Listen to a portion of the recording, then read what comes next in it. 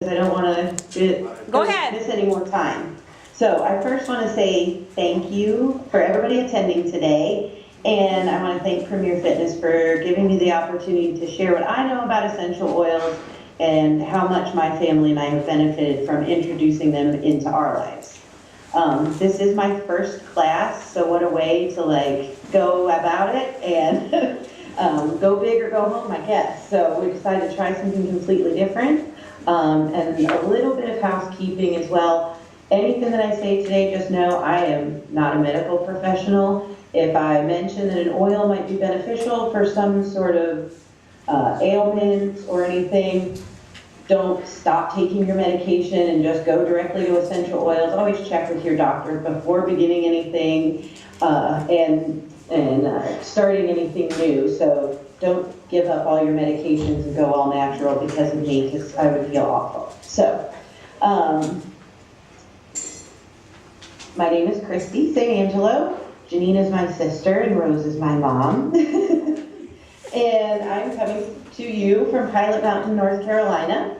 I live on 3 acres with my husband, Tom, my 2 kids, Gracie, she's 11, and Mason is 7. We have 11 chickens, 9 quail, 2 cats, and a partridge in a pear tree. Currently, I started my own business making all natural bath products and other products that you can use just in your everyday life. It started out like spa products, sugar scrubs, bath salts, things like that, but as I started to dig deeper and learn more, it became almost a mission to find how many recipes I could find to make something else. So I now do dishwasher detergent tabs. You can come up with, if you start looking on Pinterest or any sort of, if you even just Google essential oils, it is a veritable rabbit hole of information. So I'm hoping today to kind of take all of that and give you just a quick overview, but I'll start by giving you just a little background as to why we even decided to do this. About 10 years ago, my daughter was a little over a year old, and my husband was diagnosed with a benign brain tumor. And it was a real wake-up call for us, and grateful that it was benign when we had several friends who weren't so lucky in that respect. So we decided that little by little we would begin to eliminate things from our lives that may not be so great for us. We decided to slow down. We moved from the suburbs to the country on 3/4 of an acre, and that was in Ohio. We raised chickens for eggs, and the owner of our home kept bees and taught my husband how to do beekeeping, so we learned how to keep bees. And since then, we have graduated to 3 acres here in North Carolina. We have learned how to raise and butcher and our own meat birds. So we have our own fresh chicken that we have raised in our backyard. We have, the quail is new. We have 9 quail. We tried to hatch, we had 50 eggs and we only hatched 9. So that is something we kind of are dabbling with, either eggs or they may just be meat birds again. So that is a new adventure.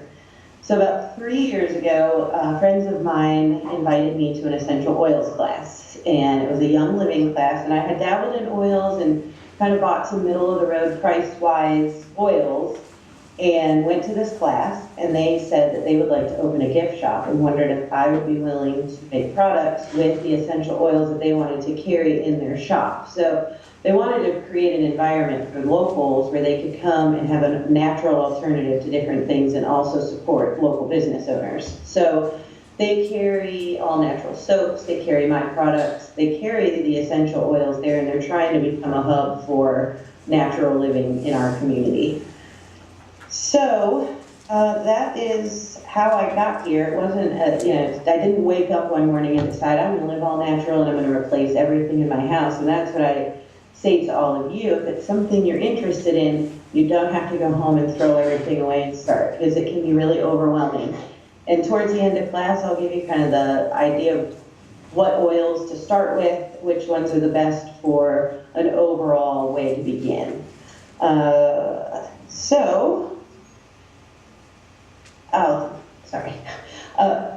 And also I look at essential oils, like right now, we always have a magic pill that we can take for all of these ailments, and that wasn't always the case. So I thought to myself, well, what did people do when there wasn't the magic pill? So I look at it like this is all natural things. This is in nature. They're things that were already, they were created by God or Mother Nature, whoever created everything. And that's a conversation, I suppose, for a different time. But so I tried to look at it. There had to be a solution to a lot of things that we didn't know before. And that is how I kind of view essential oils. I'm also really good at more conversation and interaction. So if there is a question, don't feel like you're interrupting me. Just kind of give me a hands up and stop and ask questions. And anything that you're dying to know right off the bat, you're welcome to ask. I did have a PowerPoint that goes with it, but I don't think that I can do that from here, but it wasn't anything important. And you should all have a packet that came. This is just my notes that I'm going to use. There's some space for you to write different things. And like I said, if you have any questions, just interrupt me. It won't offend me or anything like that. So if you're ready, we will get started with what are essential oils exactly. And the simple answer is they are volatile aromatic compounds, and they come from plant parts. And each part will do something different for the plant, which will also do something different for our bodies. So trunk, needles, seeds, peels, and not every oil is made from each one of these. Different oils are made from different parts. Frankincense, for example, is more of a resin-based. The citrus oils are going to come from the peels. Lavender oil obviously could be the flowers, but each oil is going to take these different parts of the plant, and the parts of the plant provide different benefits to the plant itself and provide benefits to you as a person. Like I said, we didn't always have a magic pill, and if I do go too fast, also just give me a hands up and say, you're going too fast. So essential oils, like I said, were mankind's first medicine. There is actually evidence that they were found in the tombs of ancient Egypt. There are actually recipes and guides for them written on the walls in hieroglyphics. They were used to preserve the mummies and to entomb bodies. And then oils are mentioned 188 times in the Bible. Now it doesn't say essential oils per se, but if you were to look and references to anointing oils and spikenard, and obviously frankincense and myrrh were brought to the baby Jesus. So my friend Mandy always says, if it was good enough for the baby Jesus, it is good enough for her. So it dates back for centuries, and we've always kind of used these plants as medicinal purposes. So it is not something new. It has just made a resurgence because I believe we've become just so dependent on modern medicine and modern technology that we forget to kind of go back to basics sometimes. Some of the benefits of essential oils. They are regenerating, oxygenating, and they hold very high immune defense properties. And the molecular size of the essential oils are very small, and they penetrate skin tissue. So a lot of times you can use, so this is a roller ball. It's hard to see, I think, probably. But it just has a little roller on it, and I use a carrier oil, which we will talk about later. And you add a little essential oil, and when you put that on your skin, it's going to absorb into your skin very fast because it has very small molecular structures. They are also fat soluble. So they are very effective in penetrating the blood-brain barrier. And the blood-brain barrier is kind of the guard at your brain that says what can come in and what can't. Well, the constituents and the molecules of essential oils are very small. So they are actually able to penetrate that blood-brain barrier, and they can be absorbed and interact with your central nervous system. So in that, they have said that it's been found that essential oils can actually be used for treatment of Alzheimer's disease and Parkinson's and some of the other brain disorders. But that also means that it's absorbing into your skin, it's getting into your bloodstream, and they transport oxygen. They contain oxygen molecules, so that's going to transport into your cells. And by providing that boost of oxygen, it gives you that immune boost. So it just kind of, we like to say it keeps you above the wellness line. So you're not necessarily saying, I have a headache, I'm going to go to my essential oil and treat that headache. The idea is to use them in your everyday life so that you're staying above that wellness line, so you're not having to treat as many things because you're already healthy. So the idea is to stay healthy rather than have to treat it. Not that you can't. If you have a headache, peppermint is a great one. Roll it on your head and it could help treat a headache. Those are just some examples. But most essential oils contain antibacterial, anti-cancerous, antifungal, anti-infectious, antimicrobial, antitumorial.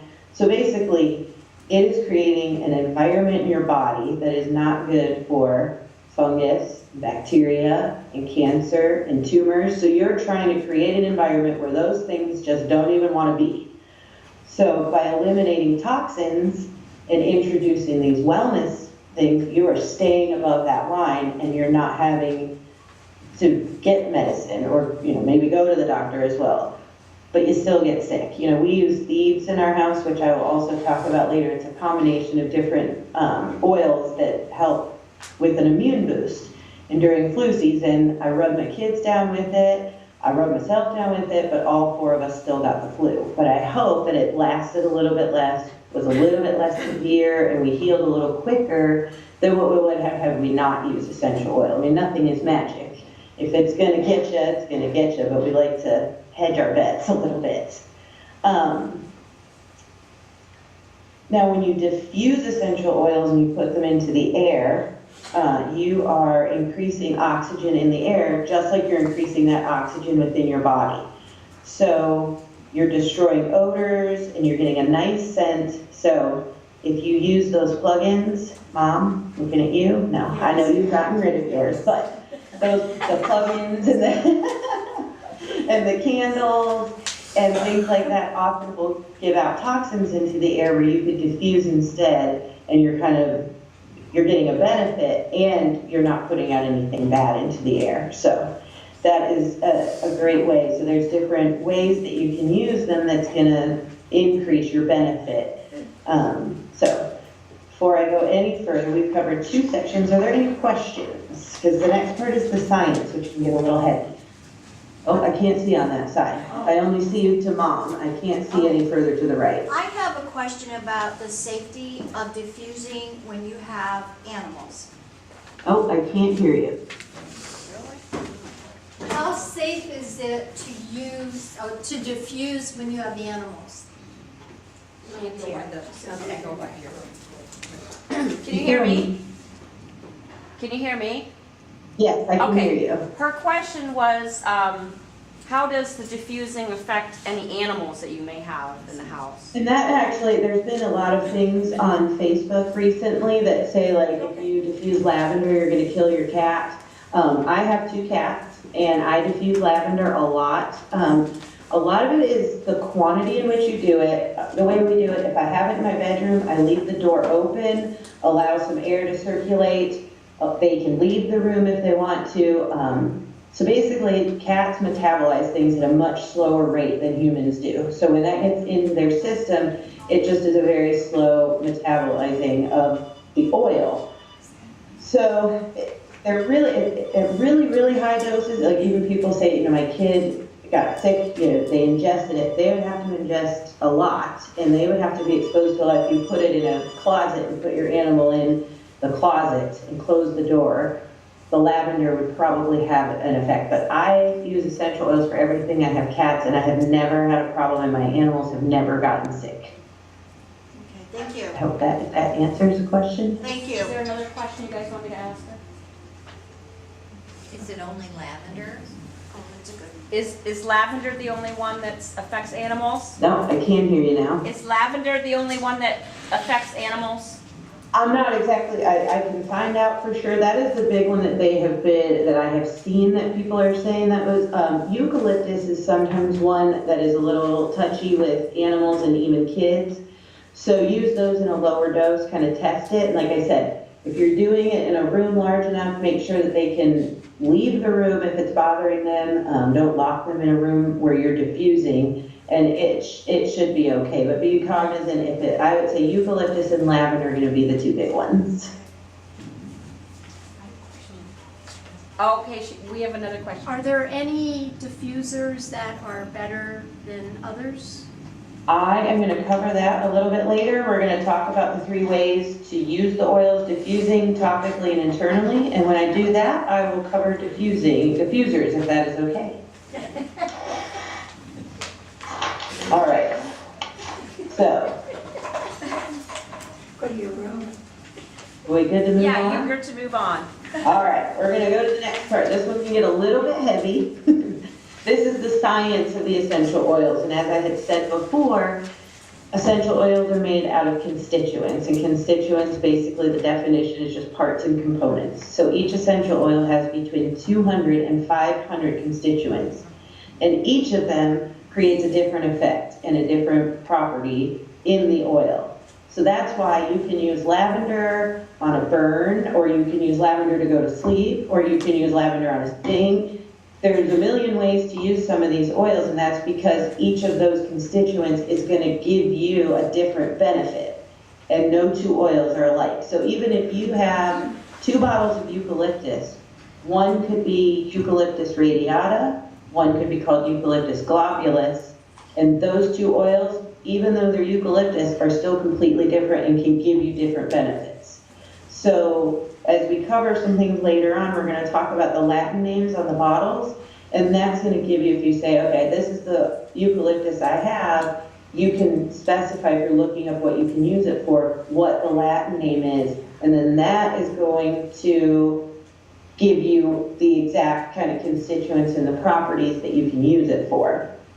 So a couple of examples of constituents, there are obviously lots of them if each one contains 200 to 500, but some of the bigger ones, limonene is found in a lot of the citrus oils, and they have really high antiviral properties. So it's kind of like that boost of vitamin C that you take when you have orange juice when you're starting to feel sick. So you use a citrus oil for things when you want to use antiviral. So if you're feeling sick, you're starting to get sick, you can rub a little lemon on you, or orange, or any of the citrus oils, and that's going to give you that boost of an antiviral property.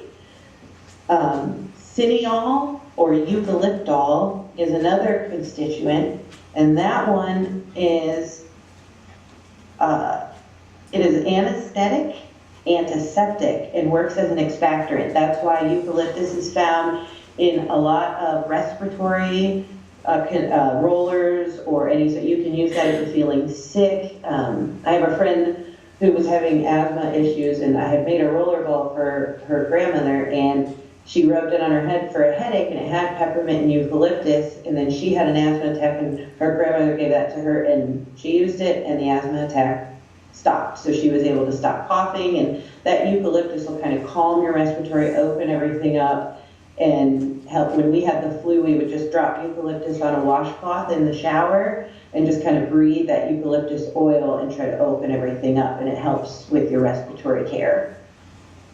Other oils that have the eucalyptol in it, not just eucalyptus: rosemary, cinnamon, melissa, basil, those all also contain those, so they would also be a good respiratory. Rosemary is a great antiviral, antifungal, and is found in a lot of medicinal type oils when you're trying to fight off some sort of cold. Rosemary is a good oil for that.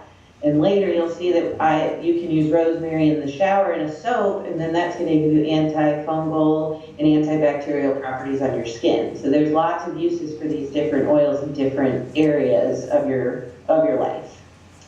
And then esters are relaxing and calming oils. They're found in lavender and bergamot. Bergamot is actually used to make Earl Grey tea. That is the herb that is used for that. It's kind of citrusy, and when you smell it, it doesn't smell at all like like tea, but the tea doesn't smell like citrus, but that's the flowery kind of component of Earl Grey tea. So all pure essential oils, though, have some sort of antibacterial property. So if you're using them, they're going to boost that white blood cell and help you fight that infectious disease. So any of them that you choose are at least going to give you that benefit. They have been used throughout centuries to fight things like malaria and typhoid. So I had talked about thieves oil. I found this one really interesting. This is actually, it's called Thieves, but it's just the Young Living brand. But the blend is clove, lemon, cinnamon, eucalyptus, and rosemary. So those are your 5 like powerhouses for antibacterial and antiviral. So blending all of those together is going to give you a real boost. And this is what we use to try to keep above that line and fight infection. The story behind why it is called Thieves is during the bubonic plague, there were people whose job it was to go out and weed through the bodies of the people that had died and kind of take what they had on them and take their money or whatever they were carrying with them and take that. And so they were robbing the bodies, but they weren't getting sick. And it is because they were using this blend of essential oils and using them and then robbing the bodies of what they had on them. And then they weren't getting the plague themselves. So I figure if it works for that purpose, then we should be pretty good. And a lot of times you'll hear people say to rub oils on the bottoms of your feet. And that is because the pores on the bottoms of your feet are the largest pores in your body. So when you put them under there, it's going to get into your bloodstream faster and travel throughout your body a lot easier than, that's not to say you can't put it wherever the affected area is, but a lot of times there's also points on your feet, which could be a whole nother class called reflexology, that tells you different points that if your stomach hurts, you rub it on a certain part. If you want reproductive care, you rub it on the insides of your feet. So there's different parts of your feet where you put those oils in. And actually a woman I know said that one time she put peppermint oil on her foot somewhere and could taste it. So that's really interesting. So she had put it somewhere where it was the head and mouth area. She put it on her feet and she actually could taste it. So I don't know if that's true, but that's what she said. So research has found that people who use essential oils have a higher resistance to colds and flus and illnesses than the average person. And then if they do get sick, further indications show that they heal 60 to 70% faster than people who do not use essential oils. So also a good benefit. Oils are made through the distillation process. So it's going to take you take the plant, you're going to have steam on the bottom, and the steam is going to rise up through those plant parts. And then the steam is going to carry that oil with it, and it's going to condense. And when it condenses, it's going to separate the oil from the water. So on the top, you're going to get that oil, much like if you make Italian dressing and you've got oil and vinegar. The oil is always going to separate from that vinegar. Same thing with essential oils. So they take that oil from the top, bottle it, and that's how you get the essential oil. And what you are left with is called a hydrosol. And the hydrosols can also be used because you're getting that remnant, you're still getting the benefits of that plant in the leftover water that has condensed and separated from the oil. So a lot of cosmetics and things, if you've heard the word hydrosol, that is how they're made. It's the water left over after the distillation process of making an essential oil. So that's just the quick and easy overview of how essential oils are made. So any questions about science? Nope, you're good. Nope, all right. Then we are going to move on to how do I choose an essential oil. And first I will say it's really a personal choice. I would do a little bit of homework, look at some of the companies out there, read the reviews. Like I said, I use Young Living now, but I'm taking a class right now through a company called the Aromatherapy Institute, and I'm kind of learning about natural living, and I may dabble in the aromatherapy certification at some point. But this company has their own set of oils, Aromatics International. So I bought a few of them to try that too, because you may get one and use it, and it's okay to shop around and see. But some things you can look for as you're deciding which company to try.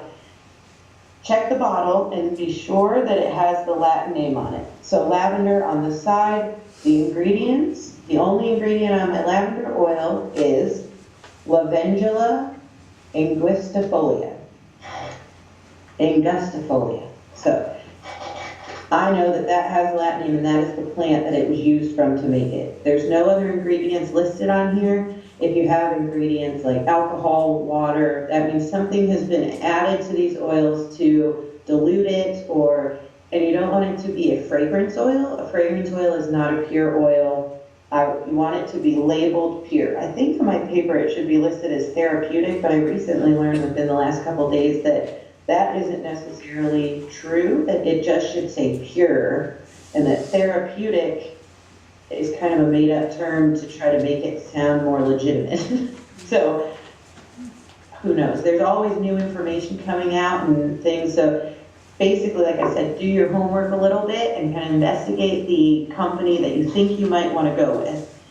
There's also no expiration date on essential oils. There will be, there are shelf lives, like the data sheets that came along with the packet will show the shelf life of the oil, and it'll say, like, lavender is 4 years from distillation. So you receive your oil, you open the bottle, oxidation has already begun, you'll get about 4 years to that bottle. That's a long time. If you're using essential oils on a daily basis, I've never had one expire or have anything go bad with it. So more than likely, if you're using them all the time, it's going to be quite a while before anything goes bad. Also, the company should somewhere publish if they do independent testing or testing within their own company. And what it is called is a gas chromatography or mass spectrometry. So what they do is separate the oil and make sure that all that is in it is oil and not alcohol or water or anything added to it. And the company should be able to publish to you or provide to you their testing policy and their procedures to give you an idea of what they do to make sure that their oils are pure. Like I said, all of it is really a personal choice. There's a question. Yes. Where would you get that information? At the store where you buy this stuff? Where do you get the information? Do you get it from the store that you buy it from? You can check with the store or the brand of the bottle. Like, I've gone online and I'll do like a Google search of the company and then do like an about, go to their about section, or you can, and if you really want to know, you should probably be able to contact them and send them an email that says, can you give me, you know, how you test your oils, or how do you prove that they're what you say they are. Most of them should be able to, and a lot of them will have that information on their websites. I've looked up Rocky Mountain Oils, Eden's Garden, Young Living produces theirs. Most of the companies will provide you that information, and most of it is pretty public online. Okay, thanks. Okay. All right. So that's just kind of a quick, my guidelines for how to choose those, and it's all personal. Like I said, I'm trying different oils and trying to see if I like one better than the other, or a different company. So it's a process. You don't have to get one and say, this is the one I'm going to use forever and ever. Try different ones, and you may find some that you like or not. So the next section will address the diffuser question, and we're going to go to how to use them. There's 3 ways. And diffusing is very popular, and probably one of the most popular ways that people use essential oils. You can order it. A lot of the companies, I have 2 different ones. I have one that came from Young Living. When I bought my kit, they give you a diffuser. And then I bought a few from Amazon, and on Amazon you can get them anywhere ranging from $10 to $75. And they have different bells and whistles. So some of them are going to do lights and music and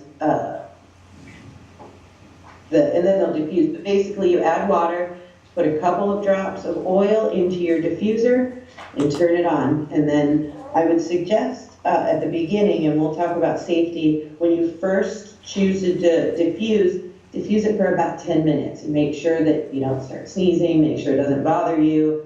Just give it about, and then after that, you're free to do it as long as you want. But that's kind of a guideline to just get started, try to diffuse one and see if it's beneficial or if it bothers you in any way.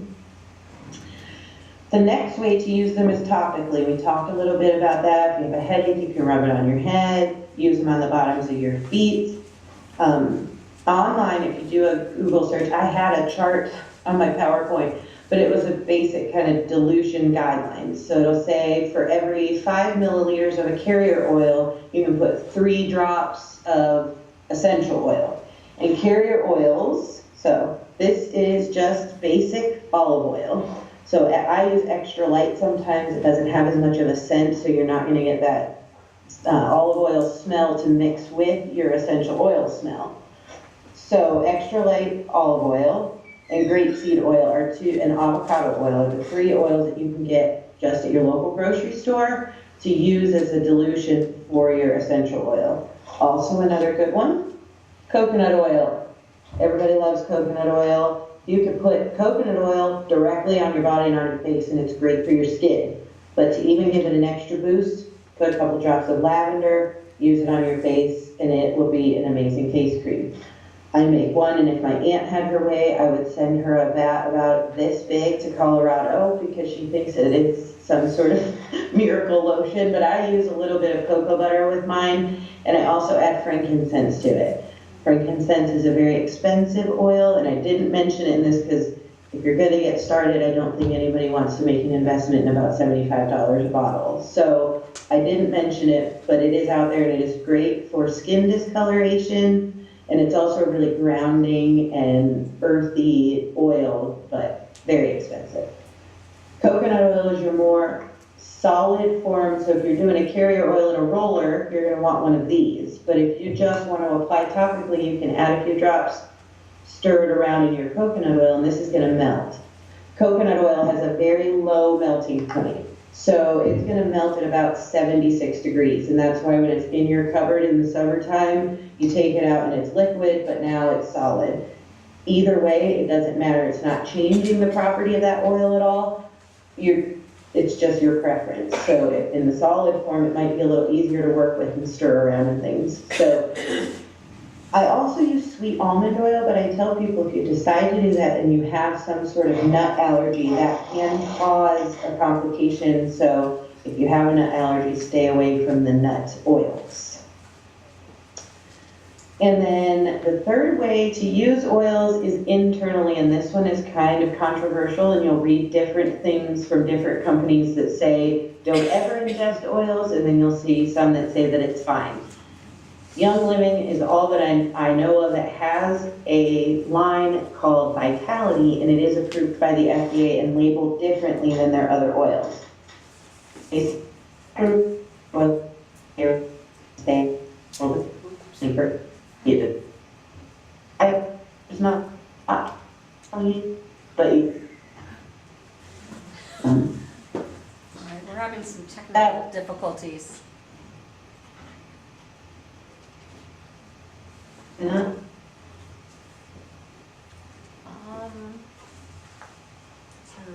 We lost you. No, it's the internet connection.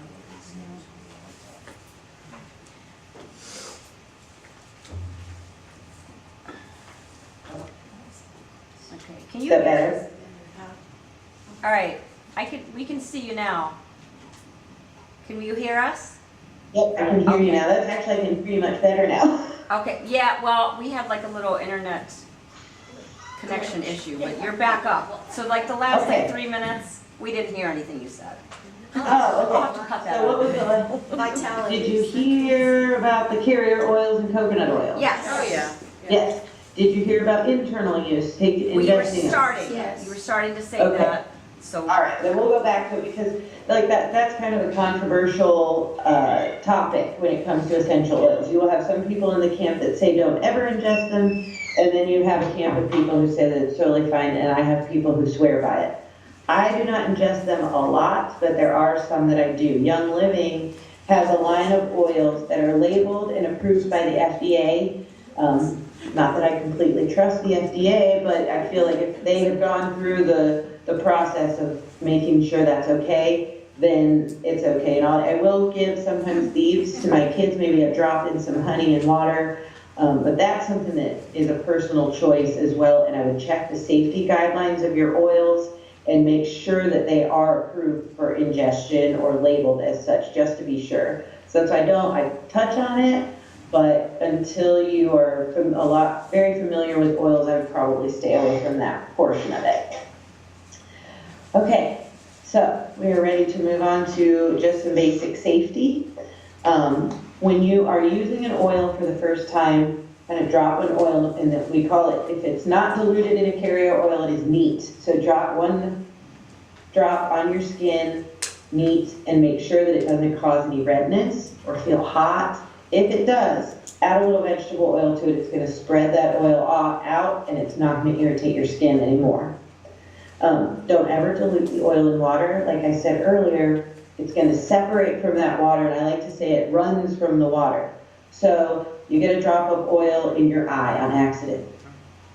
Do not put water on it and try to flush it with water, because that oil is going to go deeper into your eye. They even say if you use some of the oils that like you want to do for muscle pain, they say take a hot shower when you put the oil on, because that's going to penetrate, it's going to push the oil further into your skin rather than pull it out. So you want to dilute anything. If you ever get it in your eye or anywhere that you want to get rid of it, dilute it with one of those carrier oils, rub it in, and it's going to spread that oil out. So unfortunately, if you get it in your eye, you have to pour like vegetable oil in your eye. And certain oils are called hot oils. We've got peppermint, oregano, cinnamon. Those can irritate your skin. They can irritate your eyes. I had some on it. My son comes near me and I have peppermint on, his eyes immediately start to water, and he's like, please stop. So I don't use peppermint on him. He's very sensitive to it, so we just don't use it. Don't ever put oil in your ear. You could put a little on a cotton ball with a carrier oil, maybe put it in there, but do not ever tip your head and pour oil directly into your ear. Some of the citrus oils are sun sensitive. So if you put orange oil on your skin directly and go out into the sun, you can have some adverse effects and have kind of a hot, it will burn your skin a little bit. So they recommend undiluted, if you have them on your skin, do not expose your skin to the sun for 12 hours. I've used oils for 3 years and gone out and I've been fine, so don't be afraid like you're gonna burn up and be on fire if you go outside with oil on you. Most of the time you're gonna have them on in a diluted sense. You wanna always store your oils in a closed, dark container. Make sure the lids are tight, because oxidation is gonna begin as soon as you open them. Keep them out of the sun and in a cool place, and you should be able to keep them for quite a while. Like I said, some of these have a shelf life of over 4 years. And those are just the basics of what to do once you have them. The next section is just a day in the life of my essential oils. And I said, like in the morning shower, you can add a few drops of tea tree to your shampoo. Tea tree oil prevents lice. And we had a bout with lice, and now I religiously put tea tree oil in there because I never want to have to go through that again. So tea tree oil is great for that prevention. If you use a homemade soap that has rosemary oil in it, it's a natural antiseptic. It's a disinfectant for your skin and your hair. It's just really good for your skin and body. And then out of the shower, I use an all-natural lotion that contains lavender and tangerine, which help prevent acne and wrinkles. And my daughter gets eczema on her elbows a lot, and so we rub the tangerine and lavender oil or lotion on there, and as long as she keeps up with it, then it pretty much keeps it at bay. We've never had to use any sort of medicated lotion or anything like that.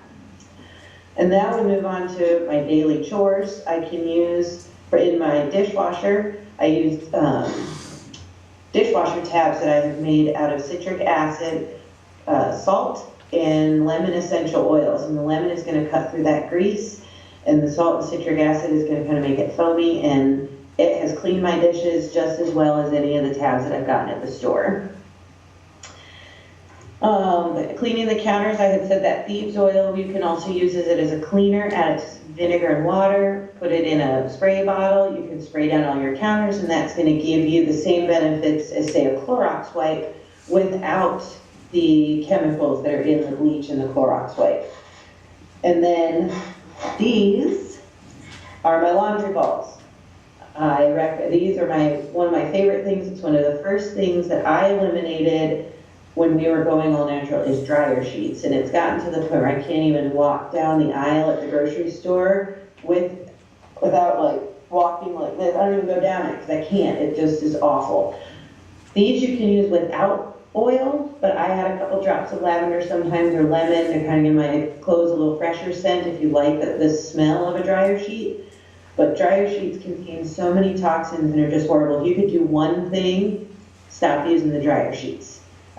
These you can buy, I had 6 of them, but I feel like the same trolls that steal the socks out of my dryer steal the dryer molds too, because I am now down to 4, but I only have 3 in my hand, but I'm down to 4. I started with 6. It will also make your clothes dry faster, so you're using less energy, maybe a little less energy bill. Everybody likes that. So dryer balls are awesome, and it at least eliminates one toxin. So I say that's my challenge.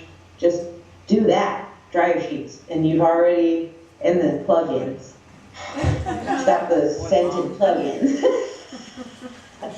And those 2 things, and you're already well on your way. And as far as my kids go, I use oils on my kids all the time. If you get stung by a bee, 1 drop of lavender oil on a bee sting will take that hurt away. It'll take the redness away. It's going to bring down that swelling immediately. Actually, my daughter got stung by a bee at school, and they would know I'm the crazy oil lady. So her teacher called me, and they're crazy oil ladies too. She said, Gracie got stung by a bee. She said, can I put lavender oil on it? I said, absolutely. So they just call me, and they keep oils in their classroom, and they'll use oils on my kids because they know I do too. So it's really great to kind of have a coalition of people who are on the same page, but they are great, great, great. My mom had a sting once, and she called and said, I've had this sting, and it's itching like the dickens for days, and I can't get rid of it. What do I do? I said, lavender. Put lavender on it. She called me the next day, and it was gone. So I had a burn. I burned myself the other day, and it just about is gone, and I didn't ever run water on it or anything. As soon as I got burned, I put a drop of lavender oil in and rubbed it away. It took the burning away, and it never bubbled up, and it never healed or anything. It never blistered. My son the last year has had trouble sleeping at night. He'll wake up, and if he wakes up, he can't go back to sleep, but even falling asleep, and he gets so frustrated that he would just cry because he just could not go to sleep. So we started a routine. We spray his room with it's called No More. I made it. It's No More Monster Spray, but we spray it all over. It smells a little bit like baby powder. And he keeps a little roller under his pillow of lavender, tangerine, bergamot, and cedarwood. All 4 of them are really great calming and relaxing oils, and every night he rubs it on his wrists, rubs it on the back of his neck, and knock on wood, we have not had any sleep trouble since he started using that. And the reason I don't diffuse in his room, the noise of the diffuser even bothered him, and he couldn't sleep. So he did not want the diffuser. So we found an alternative to trying to figure out, okay, well, I can't diffuse, so he keeps his little roller tucked under his pillow, and we spray it down. We spray his teddy bear, and we have had really good luck with that. And like I said, peppermint is a really great use for headaches, and also for car sickness. If you get car sick, the smell of that mint is going to help you. I have on a aromatherapy necklace, and I believe it's in one of the door prizes that came that somebody might win. Oh, you won! Yay! So if you get car sick, the oil that is in there, I believe, is Stress Away, is what I put in there. And that's just a blend that's kind of a helpful stress blend. I figure everybody will say that they're stressed in some way or another. So all you do is before you put it on your neck, just drop a couple drops onto this. It's made out of terracotta clay, so the clay is going to absorb that. And then you should, every once in a while, get kind of a whiff of the oils, and it'll carry with you all day. So, and you can add to it, and it should be beautiful.